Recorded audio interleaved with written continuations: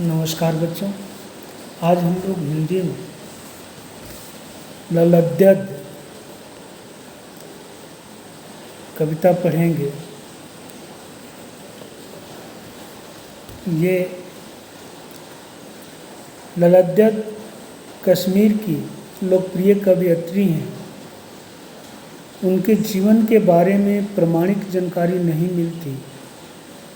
उनका जन्म 1320 ईस्वी के आसपास श्रीनगर के पास स्थित गांव में हुआ था। उन्हें लल्लेश्वरी, लल्ला, लल योगेश्वरी, ललारिफा आदि नामों से भी जाना जाता है। उनकी मृत्यु 1391 ईस्वी के आसपास मानी जाती है। इनकी रचनाएं वाक। इनकी काव्यगत विशेषताएं इस प्रकार हैं। ललद्यद का काव्य अन्य संत कवियों की भांति भाव भक्तिपूर्ण है। उन्होंने जाति, मत और संप्रदाय के भेदों से ऊपर उठकर ईश्वर की भक्ति करने की प्रेरणा दी। उन्होंने धार्मिक आडंबरों का विरोध किया और मानव प्रेम को सर्वोच्च माना। उन्होंने अपनी वाणी में जीवन की नश्वरता और प्रभु भक्ति की अनिवार्यता पर बल दिया। इसलिए वे कहती हैं, रस्सी कच्चे धागे की खींच रही मैं नाव, जाने कब सुन मेरी पुकार, करे देव भवसागर पार। अन्य संत कवियों की भांति उनके काव्य में भी प्रभु मिलन की गहरी तड़प है। ललद्यद अपने वाकों के लिए प्रसिद्ध हैं। वाक उनकी लोकप्रिय शैली है। उन्होंने 14वीं सदी में जितनी सरल हिंदी में कविता लिखी वह आश्चर्यजनक है। उनकी कविता में न संस्कृत का दबाव है न अरबी फारसी की बोझिल शब्दावली का। वे अत्यंत सरल और अकृत्रिम हिंदी का प्रयोग करती हैं। इस कविता का सार इस प्रकार है। कवयित्री अनुभव करती हैं कि जीवन नश्वर और क्षण भंगुर है, परंतु परमात्मा से मिलन नहीं हो पा रहा। अतः उसके हृदय में एक तड़प सी उठती है। मुक्ति का द्वार तभी खुल सकता है जबकि मनुष्य न तो पूरी तरह भोगी हो न योगी तपस्वी हो। मध्यम मार्ग से ही मुक्ति मिल सकती है। हठ योग आदि साधना से उन्हें कुछ नहीं मिला। वह शिव तो घट घट में बसता है। वह हिंदू मुसलमान में भेद नहीं करता। ज्ञानी वही है जो स्वयं को पहचानता है और उसी के माध्यम से ईश्वर को भी जान जाता है। कविता इस प्रकार है। रस्सी कच्चे धागे की खींच रही मैं नाव, जाने कब सुन मेरी पुकार, करें देव भवसागर पार। पानी टपके कच्चे सकोरे, व्यर्थ प्रयास हो रहे मेरे, जीने उठती रह रहा हूँ, घर जाने की चाह है घेरे। कवयित्री कहती हैं कि यह जीवन कच्चे धागे की रस्सी सा नश्वर है, जिसके सहारे मैं प्रभु भक्ति की नाव को खे रही हूँ। न जाने मेरे देव मेरी पुकार कब सुनेंगे और मेरा बेड़ा पार कर देंगे।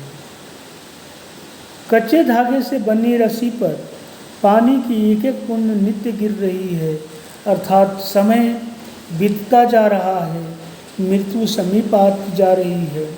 प्रभु मिलन के सब प्रयास व्यर्थ हो रहे हैं।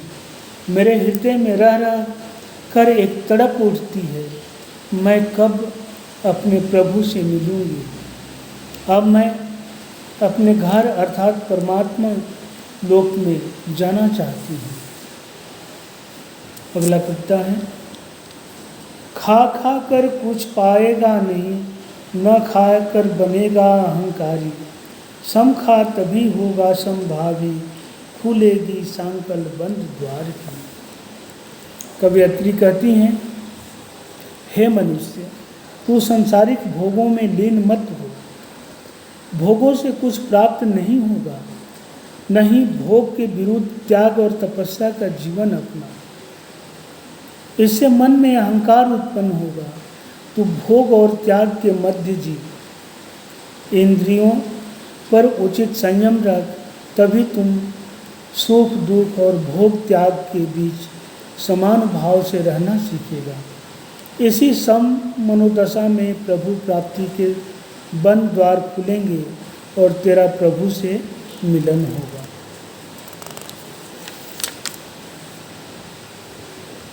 आई सीधी राह से गई न सीधी राह, सुषुम सेतु पर खड़ी थी बीत गया दिन आह। जेबट टोली कौड़ी ना पाई, माझी को दूं क्या उतराई।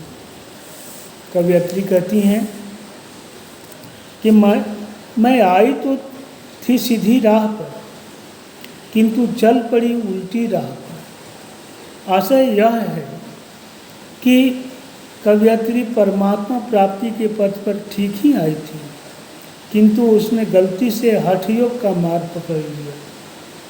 वह जीवन पर सुषुम्ना नाड़ी को साधने का प्रयास करती रही, कुंडलिनी जागरण में लगी रही, इसी में सारा जीवन बीत गया। उसे दुख है कि अंत में जब उसने अपनी जेब टटोली तो उसमें कुछ भी न था, सारा जीवन व्यर्थ हो गया। अब वह परमात्मा को जवाब देने योग्य भी नहीं रही। उतराई के नाम पर उसके पास कुछ भी शेष नहीं है। थल थल में बसता है शिव ही, भेद न कर क्या हिंदू मुसलमान। ज्ञानी है तो स्वयं को जान, वही है साहिब से पहचान। कवयत्री कहती हैं कि वह परमात्मा कल्याणकारी है, वह हर जगह विद्यमान है, इसलिए हिंदू हो या मुसलमान उसे अपनाने में किसी को भेदभाव नहीं करना चाहिए। कवयत्री ज्ञानी मनुष्य को संबोधित करके कहती हैं, हे ज्ञानी, अगर तू सच्चा ज्ञानी है तो पहले स्वयं को जान, अपने आत्म रूप को पहचान। आत्मा से ही परमात्मा को जाना जा सकता है। और इस तरह से ये पाठ समाप्त हुआ और इसके प्रश्नोत्तर मैं भेज रहा हूँ, आप लोग कर लेंगे और इस पाठ को जरूर देखेंगे। धन्यवाद।